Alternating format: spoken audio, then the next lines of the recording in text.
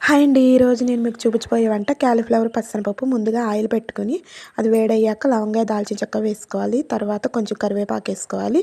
తర్వాత అల్లం వెల్లుల్లి పేస్ట్ వేసి అది కొంచెం వేగిన తర్వాత ఒక ఉల్లిపాయ కట్ చేసుకుంది సన్నగా వేసుకోవాలి. తర్వాత ఒక 2 పచ్చిమిరపకాయలండి సన్నగా కట్ చేసుకుని వేసుకోవాలి. తర్వాత ఒక పెద్ద పండిన టమాటా అండి కట్ చేసి వేసుకోవాలి. తర్వాత క్యాలీఫ్లవర్ అండి కడిగి శుభ్రంగా ముక్కలు కట్ చేసి ఉంచుకున్నది.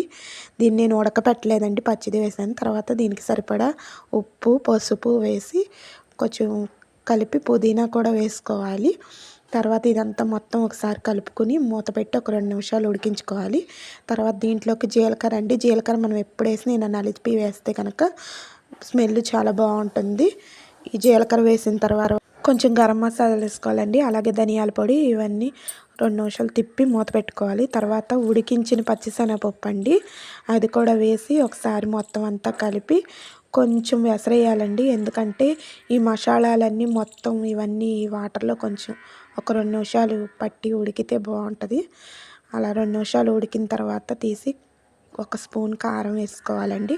మొత్తం అంతా ఒకసారి కలిపి మళ్ళీ ఒక 2 నిమిషాలు ఉడికించుకోవాలి. అంతే, క్యాలీఫ్లవర్ పచ్చిశనగపప్పు కర్రీ రెడీ అండి. చాలా అంటే చాలా బాగుంటుంది. మీరు కూడా ఒకసారి ట్రై చేయండి. థ్యాంక్స్.